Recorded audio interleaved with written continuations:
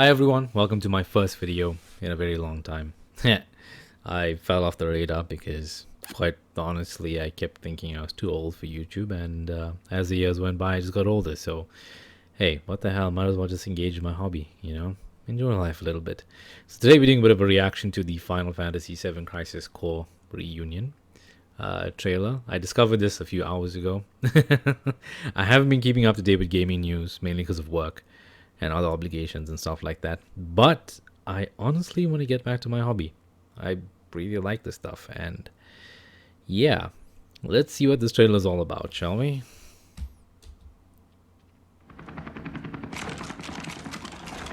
Boy, oh boy. The price of freedom is steep.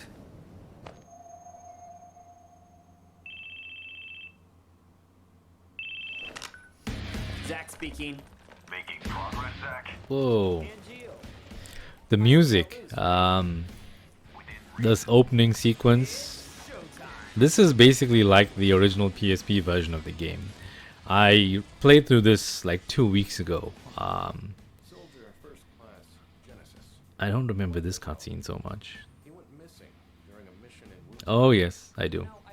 So this appears to be the opening segment of the entire game.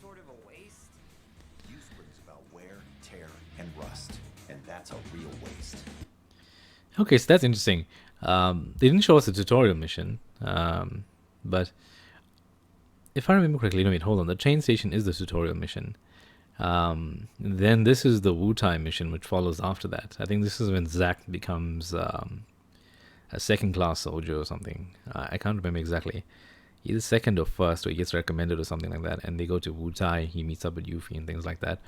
But so far, the graphics, the sound effects, everything seems to be on point. The DWM system returns, which is nice. Effectively, this looks like a proper, solid remaster.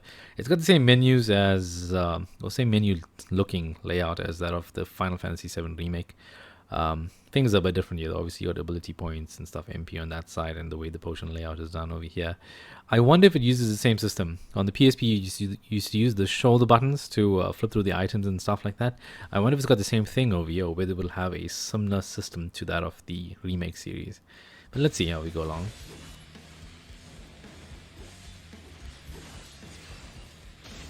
Oh, nice.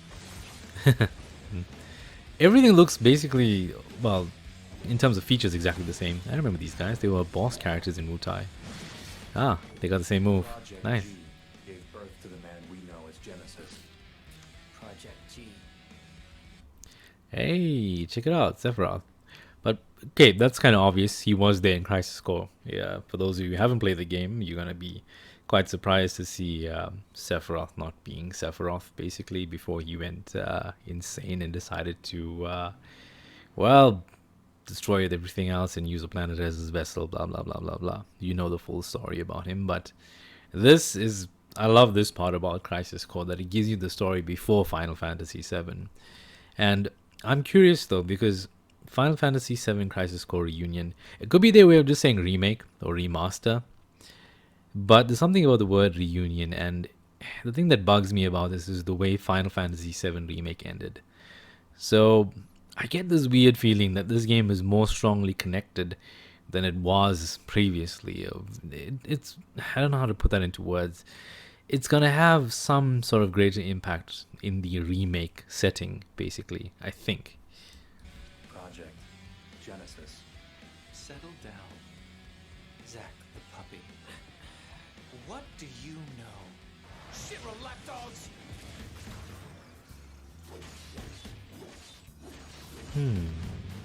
Hey, Ifrit. That's Octo Slash. That's Sephiroth's move, if I remember correctly. Bahamut. Nice. Hold on. Let me go back to the Bahamut one. The Bahamut move looks like a cutscene. Yeah, it could be an attack, but it looks more like a cutscene. Heaven? Yeah, Earth. That's a church. Yeah. I'm curious about this. There's a segment where Zack ends up with Aerith over there. I wonder. I mean, I remember you can also go to Midgar. Previously, you could actually travel to places which you never actually did before in, well, In the original Final Fantasy VII, that was, and then in Crisis Core, you could travel to somewhat different looking areas. Remake, maybe they'll put some of the areas in there, but they'll look a bit different, obviously, because as you can see, the church and stuff over there didn't look as run down as it did in the remake. And Aerith is very younger. Zack is much younger as well. Not too sure on the timeline as to how many years before remake all of this takes place, but this does lay the foundations for what we know as Final Fantasy VII, effectively. And it's crazy seeing all of this look like this, and it's long overdue in my opinion. But they got good timing with this. You'll see why shortly. By the way, what is your dream? To become first? Is it? No, to become a hero. Okay, so that looks like Bahamut. So who was the previous guy? Was that like Neo Bahamut or something? I don't know. That's weird. But this looks like it's in game. It's not a cutscene. So I'm assuming at some point you got to fight the summons, defeat them, and then win them over. I remember there being these weird missions that you could accomplish with via the save points and stuff on the PSP. I don't know if it'll be the same or things will change up a bit, but we'll see. Ah, good. I'm pretty sure those are Angeal's wings. Angeal's got white wings, if I remember correctly. And wings as in plural. If I remember, he's got like 4 of them, whereas Sephiroth and Genesis both have 1 each on opposite sides, kind of thing. Unattainable dreams are the best kind.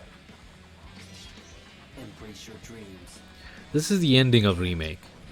Whatever happens, protect your honor. As soldier! Yeah. But this one looks a bit different, like graphic-wise and stuff. That looks more like a cutscene than an actual in-game stuff. This winter. This is where it's getting to me. I watched this trailer before this event. This is like the third time I'm watching the trailer before I decided to actually do this or make this video. Because I'd like to talk to it. Or talk about it, sorry. Talk to it. And I really don't know anyone in real life that actually is interested in Final Fantasy VII beyond anyone on the internet. So yeah. This is where it gets interesting for me because of the platforms that it's launched on. PS5, 4, Switch, Series S, X, Xbox One, and Steam. I don't remember the game being released on this many systems before. Well, that is the remake, that is. I remember it being on PS4, then PS5, and Epic Game Store. Then recently it's going to be released on Steam. So over here we're getting a Switch, Xbox Series X, and Xbox One version. I'm not too sure if the Switch is going to be a dialed down version or whether it's just going to be a situation whereby this is like a low budget title as opposed to the remake itself.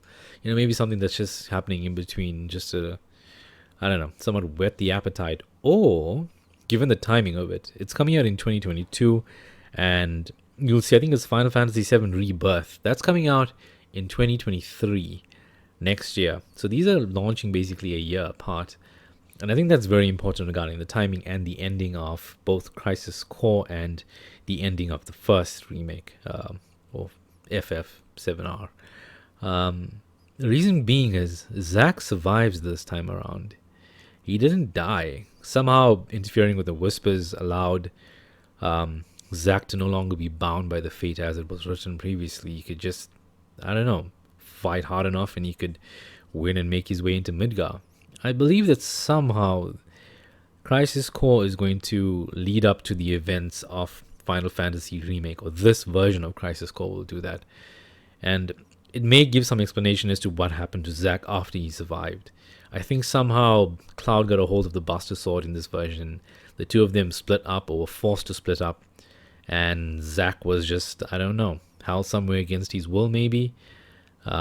Maybe it got something to do with Deep Ground or whatever it is, whatever they're called. I don't know. But I am genuinely curious to see how this one ends. Whether it will have alternative endings or whether it'll just go give us the same ending as Remake. And maybe a bit of extra content as well. I'm hoping it does. Given the number of platforms that it's launching on, I find it a bit strange. I'm glad it's launching on all these platforms though. Basically everybody has access to playing it. I'm glad it's not a mobile game. Then we know, okay, it's going to be a bit rough. But yeah, I think things will turn out quite well. Let me hear what you think in the comment section, because I'm genuinely curious to find out how this ends and if there's any extra bits and pieces added in between. You know, do we get to see more of certain characters or less? Have they changed anything like a remake? You know, will the whispers affect this one to some extent? You know, will we see them, or will we catch a glimpse of the whispers being destroyed and then afterwards having to watch events unfold differently? I don't know. I mean, I haven't seen much information about it as yet beyond the trailer. I haven't done any of the research, but it's a reaction video, so it is what it is. But yeah, if you guys liked what you saw, leave a like. If you want to come back for more, you can. You're welcome to at any time. I'm going to be uploading a few more videos. In the meantime, I'm going to go have a shower. I came back from work, so I am tired as hell. I am really burnt out. It's quite late as well. It's almost like 10 p.m. It's late for me because I got to get up like at 5 tomorrow. And I have 10 billion things to do before I even go to bed. So, yeah, I'll see you guys in the next video, which should be coming up shortly. Okay, see you then. Bye.